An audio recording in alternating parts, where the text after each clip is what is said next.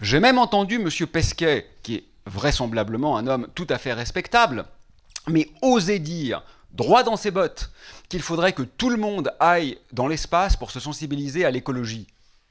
Non mais il faut quand même oser une telle absurdité. Vous vous rendez compte qu'il voudrait qu'on aille au seul endroit depuis lequel on ne peut voir aucun être vivant pour enfin découvrir les êtres vivants. C'est un peu comme dire il faut absolument fermer toutes les librairies pour enfin découvrir les livres. C'est un peu bête en réalité. Voilà.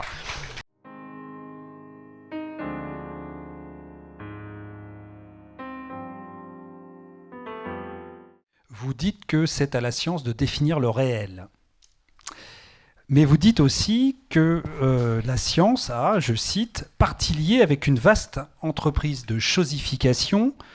Vous dites aussi qu'elle contribue à l'effacement de la cosmopolitique du réel. On vient de l'évoquer à l'instant, qu'il faut lui reconnaître le droit à n'être plus la seule version correcte du réel. Est-ce que la science définie ainsi, telle que vous la dénoncez, se retrouve alors dans une impasse? Pas forcément. Je crois qu'il ne faut pas confondre le constatif et le normatif.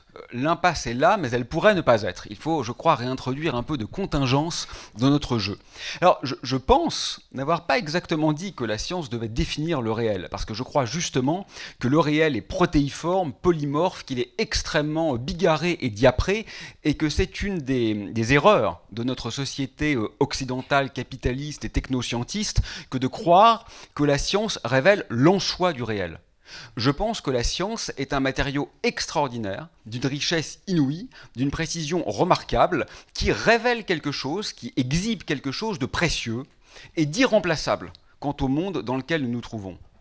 Mais, ni plus ni moins que la littérature, que la philosophie, que la musique, que la peinture, ou vraisemblablement que le rêve d'un chien, auquel nous n'avons ni vous ni moi, me semble-t-il, accès. Et donc ce que je veux dire, c'est que le problème, il est double.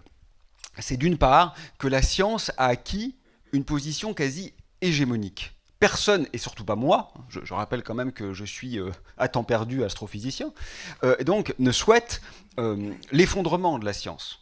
Personne, je crois, ne le souhaite sérieusement. Mais ce qui est problématique, ce n'est pas l'existence de la science, c'est quand la science prend tout l'espace et qu'en effet, nous confondons ses productions, ses créations, aussi extraordinaire et sublime soit-elle, avec une sorte de dévoilement. Vous savez, en grec ancien, aletheia, ça signifie dévoilement. Une sorte de dévoilement de ce que serait la vérité propre du réel. Ça, je crois que c'est dramatiquement faux et que c'est très grave quant à l'appauvrissement de nos imaginaires. Ça, c'est le premier problème. Et le deuxième problème, c'est qu'au-delà de cet espace envahissant, je trouve, pris par la science, il faudrait savoir partager, tout simplement. Il y a aussi une manière de la pratiquer qui, plutôt que d'essayer de la faire fonctionner poétiquement, et je pense qu'on va y revenir parce que pour moi c'est le plus important finalement, c'est-à-dire de la mettre en résonance avec une pulsion de vie, avec une épiphanie de la chose même, on a tendance à la techniciser pour l'assujettir à un système donc, de réification, de production, et donc de désublimation du monde. Peut-être, je peux donner mes réponses sont trop longues, non? Ah non, non, non, non. Je vais juste donner l'exemple. On est là pour vous écouter. Hein. Chouette. Je vais juste donner l'exemple qu'on a discuté 30 secondes avant de s'asseoir ici, à savoir la conquête spatiale. Rien, hormis les atrocités de ces derniers mois naturellement, rien ne m'agace plus que notre rapport au spatial. On lit souvent, vous savez, les amoureux du ciel et de l'espace. C'est un peu comme dire les amoureux de la vie et du meurtre. Parce que le ciel et l'espace, ça n'a rien à voir. Quand on aime le ciel, on n'aime pas la conquête spatiale. Les fusées, pour moi, c'est l'archétype de la techno-débilité mortifère, pour ne pas dire nécrophile, de notre Occident contemporain.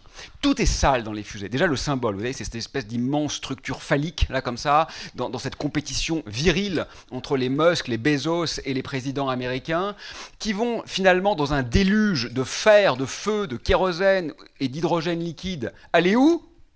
Là où il n'y a rien. Il n'y a rien dans l'espace. Nous habitons une planète extraordinaire, sublime, peuplée de millions d'espèces dont nous n'avons pour certaines d'entre elles pas même conscience qu'elles existent. Chacune de ces espèces présente des organisations sociales, des rapports au monde, des ontologies extrêmement différents. Et qu'est-ce qui nous fait vibrer pour ne pas dire bandé, parce que quand même vraiment l'allégorie spatiale est fondamentalement nécrovirile, d'accord? Qu'est-ce qui nous fait donc, qu'est-ce qui nous excite donc à ce point d'aller là où il n'y a rien? J'ai même entendu M. Pesquet, qui est vraisemblablement un homme tout à fait respectable, mais oser dire, droit dans ses bottes, qu'il faudrait que tout le monde aille dans l'espace pour se sensibiliser à l'écologie. Non mais il faut quand même oser une telle absurdité. Vous vous rendez compte qu'il voudrait qu'on aille au seul endroit depuis lequel on ne peut voir aucun être vivant pour enfin découvrir les êtres vivants. C'est un peu comme dire il faut absolument fermer toutes les librairies pour enfin découvrir les livres. C'est un peu bête en réalité. Voilà. Ça n'a rien de personnel. En fait, c'est marrant parce que l'espace, c'est tellement ancré dans nos imaginaires comme quelque chose de mélioratif, alors qu'en réalité, je crois que ça correspond à l'exhibition la plus vile et la plus veule de notre technoprédation, que c'est presque intouchable. Moi, d'habitude, les gens me font plutôt confiance, parce que je suis sincère, en fait, donc c'est légitime, sauf quand je parle de l'espace. Là, on me dit, oui, mais en fait, vous êtes jaloux. Non, mais je suis jaloux de beaucoup de gens. Hein. Vous savez, je parle de Carlo Rovelli dans ce livre, c'est un ami physicien que je trouve génial. Moi, je suis jaloux de son génie. J'aimerais être aussi fort que lui en physique. Mais alors, jaloux de Thomas Pesquet... Non, mais ce sont des marionnettes marketing, qu'on ne nous parle pas de héros. Les héros aujourd'hui, ce sont les Indiens qui essayent de sauver la forêt, ce sont les gens qui essayent de survivre sous les bombes dans notre indifférence. Ce ne sont certainement pas ces marionnettes qui vont faire quoi? Qu'est-ce qu'on a appris dans ce déluge, non seulement de pollution et d'émissions de gaz à effet de serre, mais ça c'est pas grave, mais surtout d'effondrement symbolique? Vous vous rendez compte? Le monde meurt ici, donc regardons ailleurs. Qu'est-ce qu'on pourrait donner de pire comme message? Qui plus est, vous savez que bientôt, les constellations seront défigurées par les satellites artificiels. Et pourtant, nous pensions quand même que la voûte céleste, c'est ce qu'ils ne pouvaient pas nous voler.